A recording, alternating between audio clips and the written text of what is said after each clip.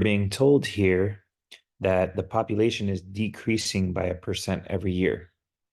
The fundamental idea you want to know here is that if as x goes up by 1, you're adding or subtracting if it's negative. If as x goes up by 1, you're adding to y, that's a linear equation. If as x goes up by 1, you're multiplying y by something,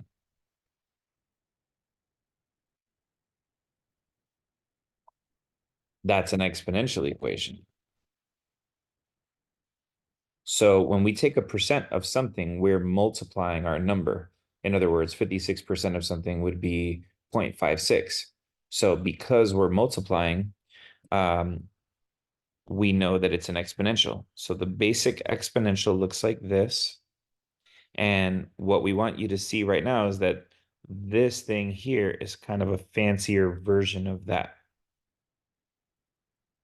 Let's just take 25% as an example. If something goes up 25%, then for percent increases and decreases, you start at 100% and then you can add 25% from there. Or let's say you were decreasing, you could take away 25% from there and it would go up to 125 or down to 75. And then in decimal form, that would be 1.25 or 0.75. So now see this 1.25 as 1 plus 25 over 100.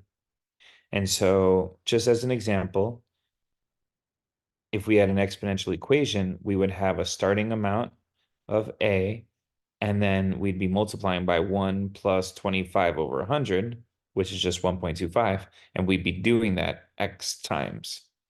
So this green exponential equation is the same idea as this blue one, but the blue one is kind of in just more of a complicated looking format there.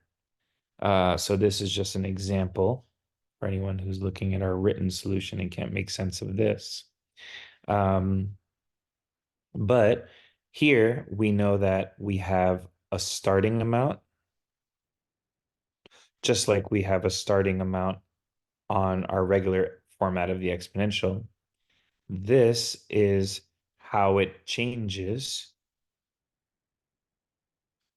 because just like we said, it's a fancy way to show this b here. If that b were 1.25, for instance, being 25%, then this is like 1 plus 25 over 100. So this is how it changes in both situations.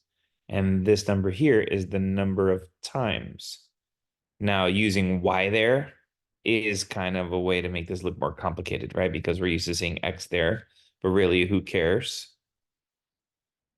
It's still starting at some number, changing by some amount, the number of times.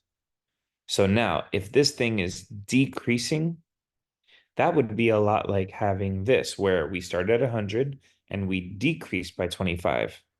And so in a situation like that, we would, in our example, we would have had 1 minus 25 over 100 to the x. So this is what you would have seen in a situation of an increase.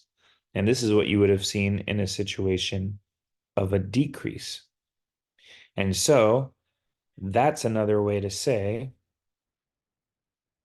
that the r right here is just a negative number because we'd be subtracting, in our example, our 25 over 100 or whatever the rate is.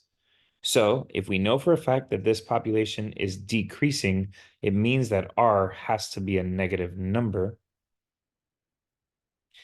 And the question is whether it's a negative number sort of less than -1 or between 0 and -1.